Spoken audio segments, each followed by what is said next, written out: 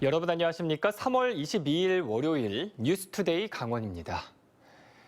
전국적으로 미군 기지 반환 작업이 곳곳에서 진행되고 있습니다. 춘천 캠프페이지 부지도 2005년 반환된 뒤 지난 2013년 시민들한테 개방이 됐는데 아직도 기름 냄새가 나는 흙이 곳곳에서 발견되고 있습니다. 이재규 기자가 취재했습니다.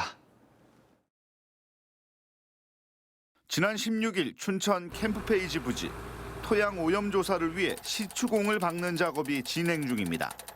몇 군데 파지 않아 기름 냄새 나는 흙이 나옵니다. 약간 냄새 나는 거 있었습니다. 휘발유 근데 그거는 뭐 기름 냄새죠. 그거는 뭐 일단은 그거 갖고서 이제 오염이 됐다 안 됐다를 판별하기는 힘들고. 시추공 작업 닷새째인 지난 19일 기름 냄새 나는 흙은 계속 나왔습니다. 70여 곳을 팠는데 이 중 10곳 정도에서 냄새 나는 흙이 나온 것으로 알려졌습니다. 기름 냄새 나는 흙은 강원대 연구소에서 정밀 검사를 받습니다. 검사 결과는 2주 뒤쯤 나옵니다. 기름 냄새 나는 흙이 처음 발견된 것이 지난 16일이니까 빠르면 이달 말쯤 토양이 어느 정도 오염됐는지 분석 결과가 나올 수도 있습니다.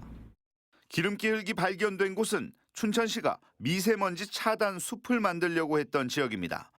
사업을 전면 중단하고 시간이 걸리더라도 원점에서 토양 오염 조사를 더 면밀히 해야 한다는 지적이 나옵니다.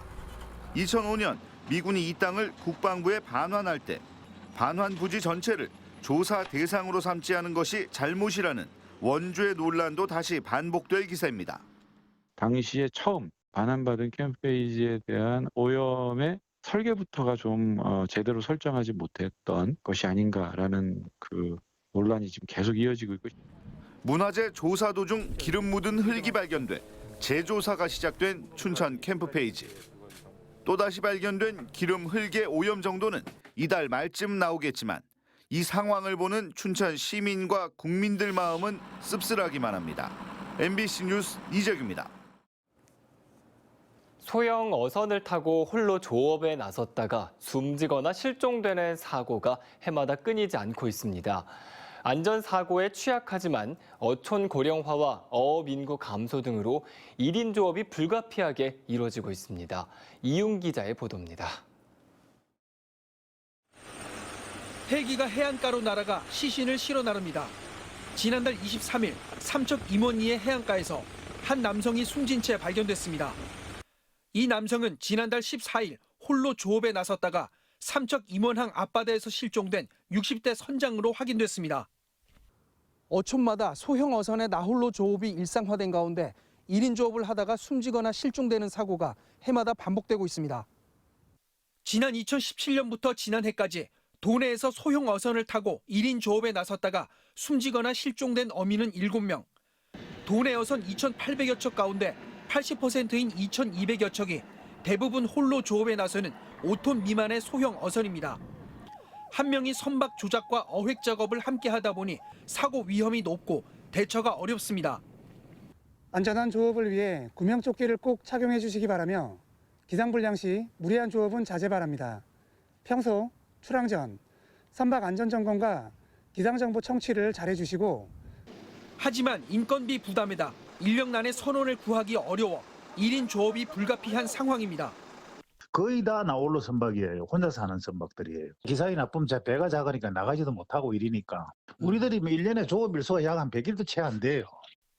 안전사고를 줄이기 위해 각별한 주의도 필요하지만 어업 인구 감소와 고령화 등으로 어민들은 나홀로 조업을 해야 하는 현실에 내몰리고 있습니다. MBC 뉴스 이응입니다. 지난 16일 춘천에서 열린 2021 강원 경제인 대회 행사에 타 지역 확진자가 다녀간 가운데 이재수 시장을 비롯한 모든 참석자가 음성 판정을 받았습니다. 춘천시는 행사에 참여한 이재수 시장이 음성 판정을 받고 오는 30일까지 자가격리에 들어갔으며 이 외에도 자가격리자 17명과 단순 참석자 72명도 모두 음성 판정이 나왔다고 밝혔습니다. 또 춘천시는 강원도 내 확진자 수가 급증하는 위기 상황이라며 방역 관리자인 이 시장은 격리 기간 동안 자택에서 시정을 지휘할 예정이라고 설명했습니다. 강원도 일자리 재단이 오늘부터 다음 달 18일까지 청년 구직활동 지원 사업 참여자 400명을 모집합니다. 신청 자격은 도내에 주소지를 둔 만 18세부터 34세까지 미취업 청년으로 기준 중위소득 120% 초과 150% 이하, 재학생의 경우 마지막 학기 재학생만 신청할 수 있습니다. 선정된 청년들에게는 교재비와 교통비 등 구직활동비가 최대 6개월 동안 매월 50만 원씩 지원되고 참여 기간 동안 취업에 성공하면 50만 원의 취업 성공금도 지급될 예정입니다. 고속도로에서도 음주운전 적발이 잇따르면서 강원경찰이 단속을 강화하기로 했습니다. 강원경찰청 고속도로 순찰대는 비수도권 영업시간 해제로 음주운전 차량이 증가하고 있다며 고속도로 내 음주 집중 단속을 실시하겠다고 밝혔습니다. 경찰은 심야와 아침 시간대에 휴게소와 고속도로 요금소에 경찰관을 배치해 단속을 벌일 예정입니다. 음주운전으로 6차례 처벌을 받고 무면허 상태로 또다시 술을 마시고 운전을 한 50대 여성이 실형을 선고받았습니다. 춘천지방법원은 도로교통법상 음주운전과 무면허 운전 혐의로 기소된 53살 A씨에게 징역 1년 3개월을 선고했습니다.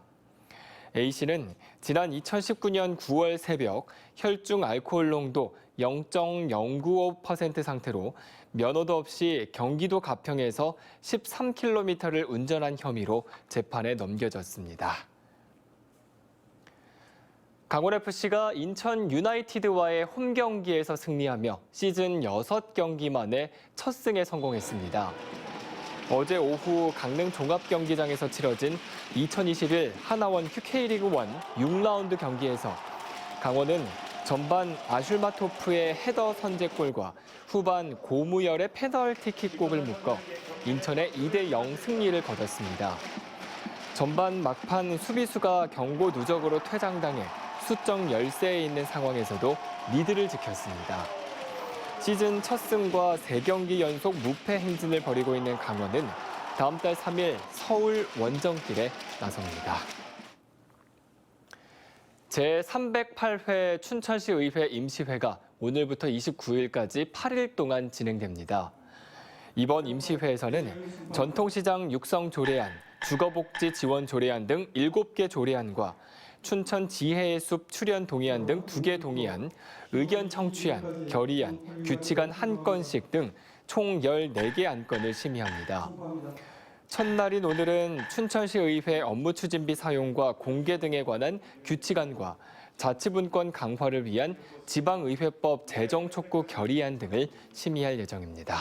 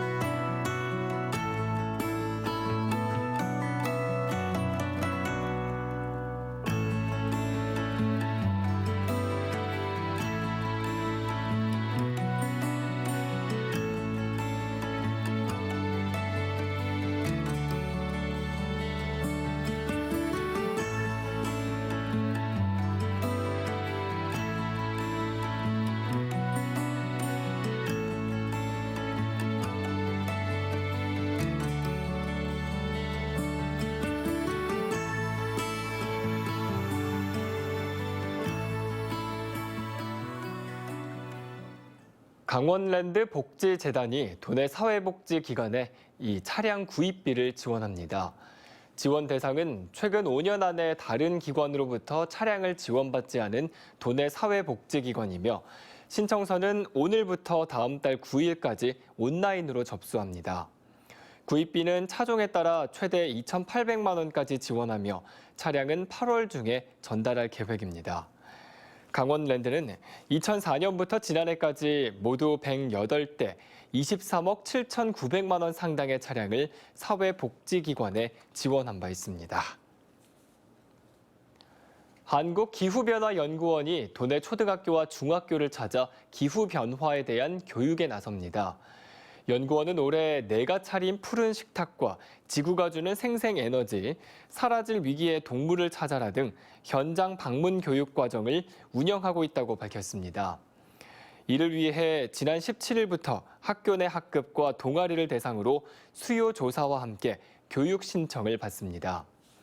연구원은 다음 달 이후 기후변화와 자연재해 등 다양한 온라인 컨텐츠도 배포할 계획입니다. 춘천시가 지역관광 활성화를 위해 문화관광 해설사 4명을 추가로 모집합니다. 모집 인원은 영어와 중국어, 일본어 등 외국어 가능자와 수어 가능자입니다. 선정된 문화관광 해설사는 상시 배정된 7곳 관광지와 도심 도보 투어, 특별 투어 등 다양한 분야에서 관광 홍보 활동을 수행합니다. 현재 활동 중인 해설사는 16명으로 지난해에는 5만 3천 명의 관광객에게 지역의 숨은 이야기를 전했습니다. 저출산 해소를 위해 지난해부터 공공산후조리원을 운영 중인 양구군이 강원도에 운영비 5억 원을 지원해 달라고 건의했습니다. 양구군은 연간 출생아 수가 180명 안팎이라며 모든 산모가 공공산후조리원을 이용해도 지원이 없으면 정상적인 운영이 어렵다고 밝혔습니다. 또 양구군의 재정 자립도가 8.1%에 불과해 근무 인원 15명에 대한 인건비 등 운영비 지원이 절실하다고 설명했습니다. 양구의 공공산후조리원은 예산 26억 원이 투입돼 지난해 7월에 개원했으며 올해 운영비로 8억 6천여만 원이 책정됐습니다. 삼척시가 미로면에 이어 하장면에도 산림 휴양단지를 조성할 계획인 가운데 상반기 중에 공사를 시작할 예정입니다. 새로운 휴양단지를 만드는 곳은 삼척시 하장면 대째 정상 부근의 두타산 자락으로 6월쯤 공사를 시작해 내년 완공할 계획입니다. 이 사업에는 100억 원의 사업비가 들어가며 체험형 숙박단지와 캠핑장, 숲길, 전망 데크 등을 조성할 예정입니다. 홍천군이 운영하고 있는 체류형 농업 창업 지원센터가 올해 입소자를 모집합니다. 센터는 체류형 주택 28곳과 텃밭과 교육관, 그리고 공동 실습 농장 등을 갖추고 있습니다. 홍천군은 이곳에서 연말까지 교육을 받을 가구를 추가로 모집해 31제곱미터의 단독형 주택과 텃밭 등을 제공합니다. 이상으로 뉴스투데이 강원을 마칩니다. 고맙습니다.